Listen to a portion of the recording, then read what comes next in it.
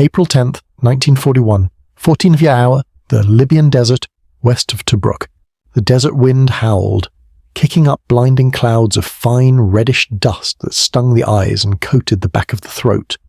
Above the persistent roar of the engines, the sound of retreating trucks and the rhythmic rumble of distant, indiscriminate explosions dominated the air.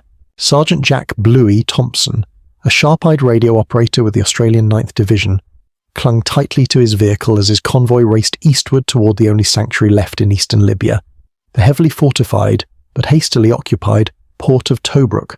The situation was dire, almost unimaginable after the stunning initial successes of the Allied offensive that had swept the Italian forces out of Cyrenaica.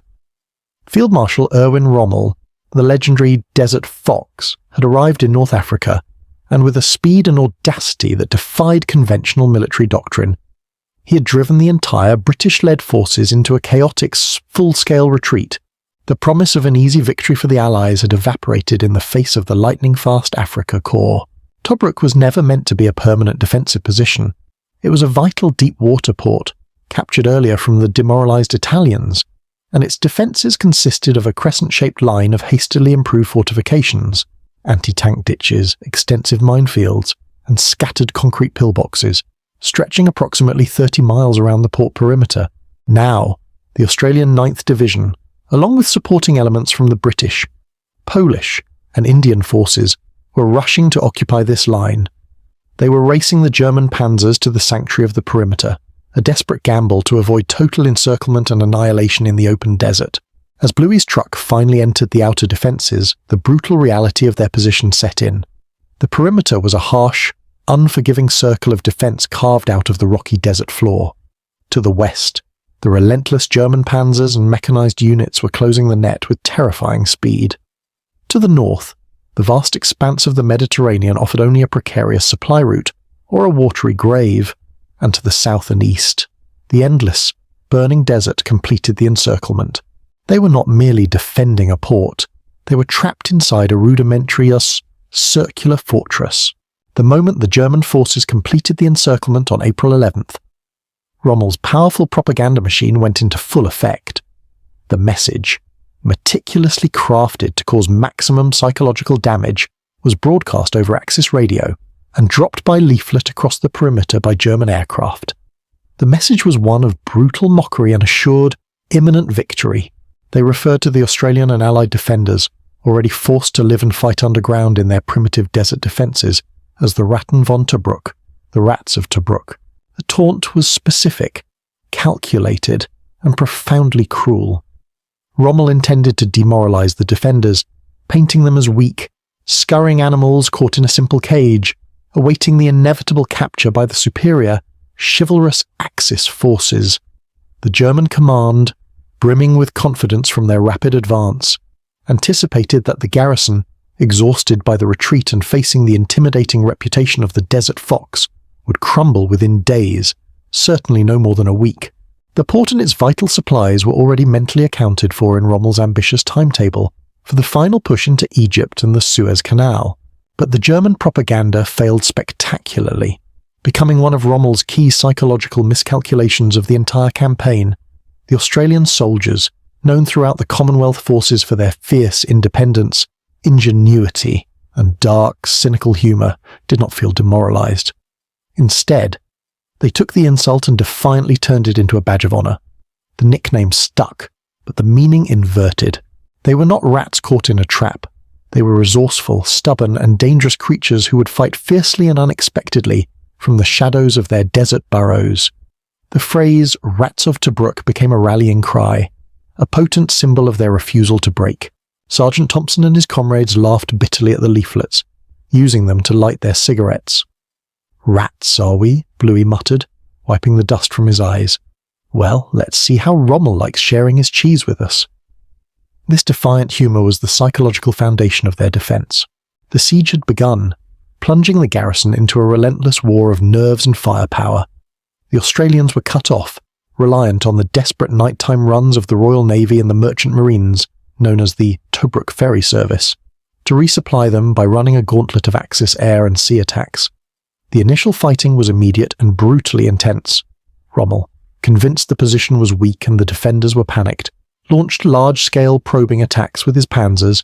The Australians, using captured Italian anti-tank guns, their own 25-pounders in a direct fire anti-tank role, and their sheer tenacity, met the assault with ferocious and unexpected resistance.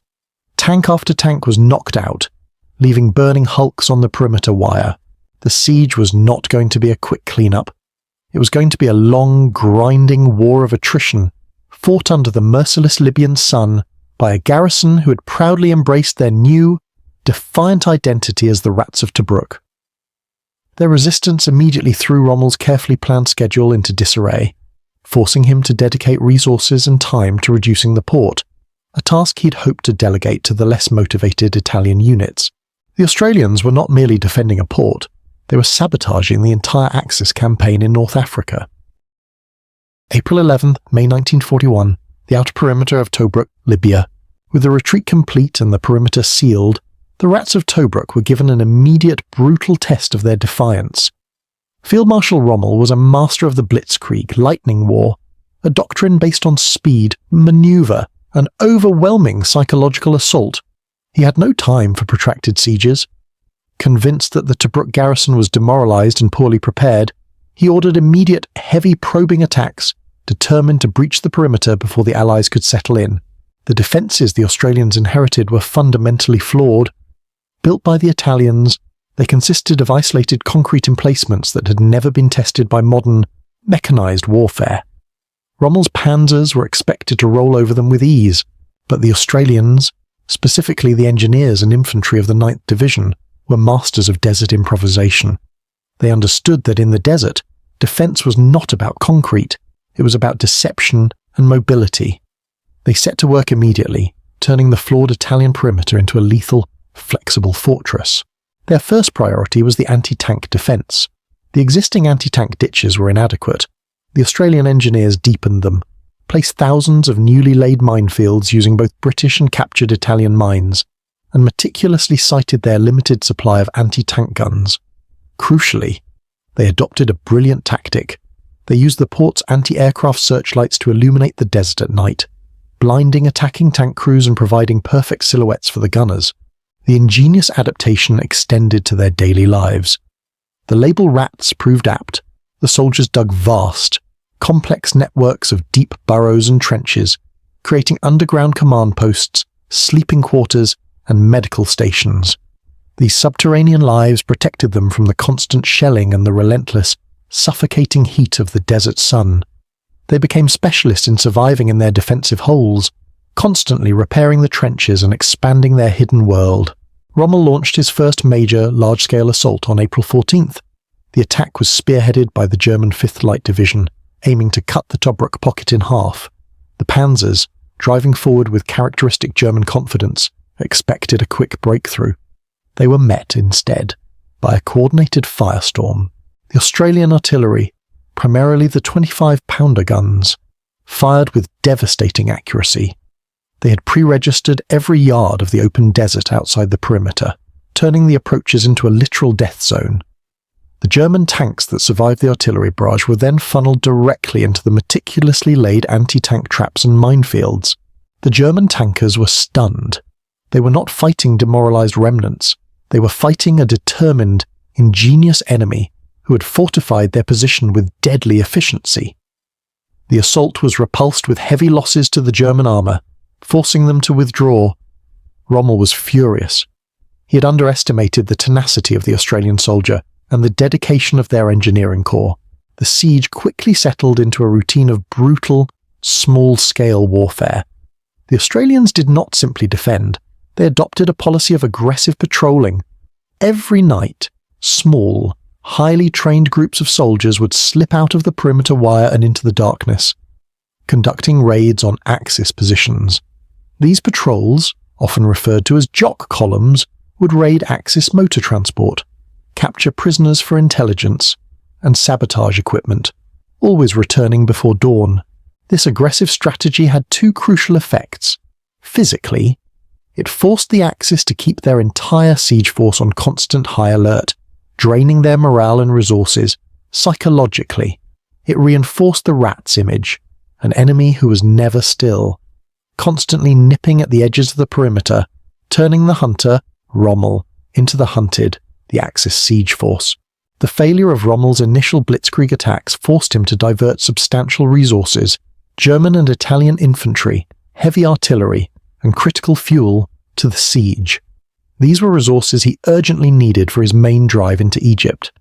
The stubborn defence of the trapped rats had successfully derailed Rommel's entire North African timetable, transforming a planned week-long cleanup into a debilitating, full-scale siege that would last for a staggering 241 days.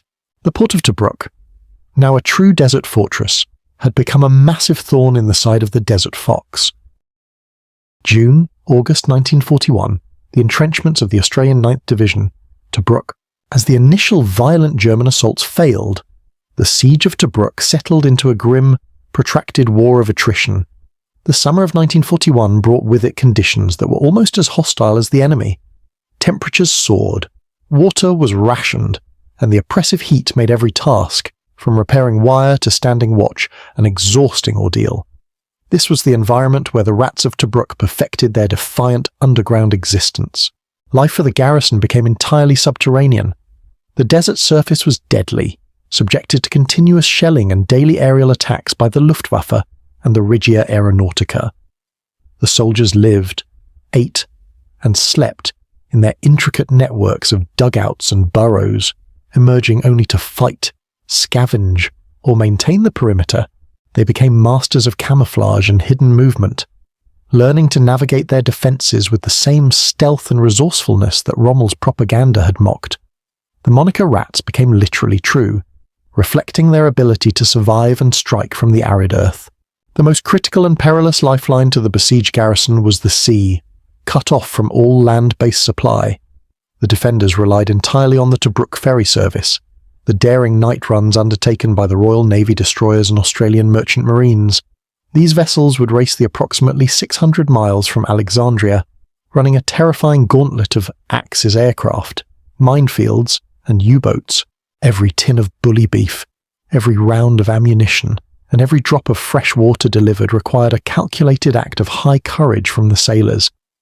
The service was brutal, with many ships lost, but its perseverance was the only thing that prevented starvation and collapse for the soldiers huddled in the perimeter.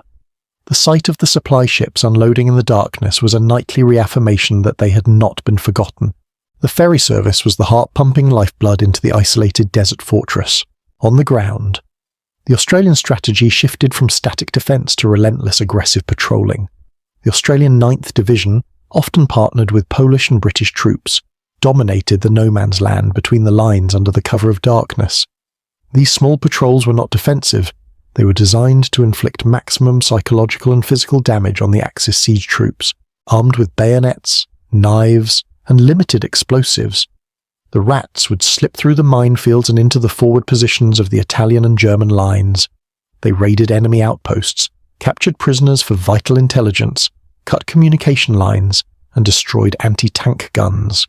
This aggressive, nocturnal activity was deeply demoralizing to the Axis forces. Rommel's men, already exhausted by the heat and the unending shelling from the Tobruk artillery, were forced to maintain constant or high-alert watches throughout the night. They were fighting an enemy they could rarely see, an enemy who materialized from the darkness, struck with savage efficiency, and vanished back into the sand. The relentless nature of these patrols drained the Axis's fighting capacity far more effectively than any major battle. Rommel himself, receiving mounting reports of morale deterioration among his troops, especially the Italian divisions, began to realize the psychological genius behind the Australian defense. He was fighting an enemy that refused to adhere to the expected rules of siege warfare. Instead of quietly starving, they were actively sabotaging his preparations and turning his own lines into a place of constant fear and exhaustion. The Siege of Tobruk was now fulfilling its strategic purpose, diverting Rommel's strength. The desert fox, who needed to be moving on to Alexandria and the Suez Canal, was stuck.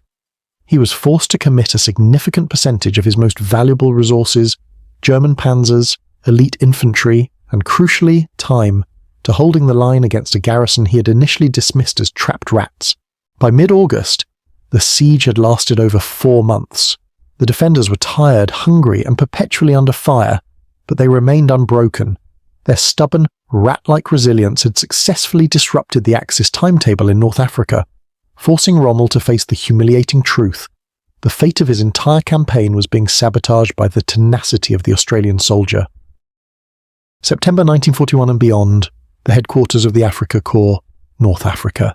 The Siege of Tobruk finally came to an end for the Australian 9th Division not by surrender, but by rotation. After holding the perimeter for over 5 agonizing months, well past the initial commitment, the Australian troops were relieved by British and Polish forces in a series of daring nighttime naval maneuvers. The final defence of Tobruk was continued by the remaining Allied forces for another 3 months, until the port was fully relieved in December 1941. The Australians had held Tobruk for a total of 241 relentless days. The impact of this stubborn, rat-like defiance was far more significant than the mere retention of a port. Tobruk completely derailed Rommel's timetable and, arguably, changed the entire course of the North African campaign. The Desert Fox, obsessed with capturing the port and its vital supplies, was forced to divert critical resources and time, months that he desperately needed for his main thrust toward the Suez Canal and the oil fields of the Middle East. This delay was catastrophic for the Axis. The time Rommel wasted at Tobruk allowed the British to regroup, reinforce, and prepare for the counter-offensives that would ultimately turn the tide of the Desert War. Every day the Australian rats held their holes was a day gained for the rest of the Allied war machine. The strategic cost of the siege to the Axis far outweighed the tactical cost to the Allies. The legacy of the Siege of Tobruk is rooted in 2 profound concepts: strategic defiance and psychological warfare. Firstly, the battle shattered the perception that Rommel's blitzkrieg was invincible. The rats of Tobruk proved that discipline, improvisation, and sheer stubbornness could halt the fastest mechanized armies in the world. Their success demonstrated that static, entrenched defense, when executed with aggressive patrolling and artillery support, could be the perfect antidote to the fluid, sweeping movements of the German armour. Secondly, and perhaps most importantly for Australia, the siege became a legendary symbol of national resilience. The defiant appropriation of the German insult, Rats of Tobruk, transformed a moment of military desperation into a lasting badge of honour. It instilled a massive sense of pride and competence in the Australian populace and its armed forces. The Rats were not just fighting for a Libyan port.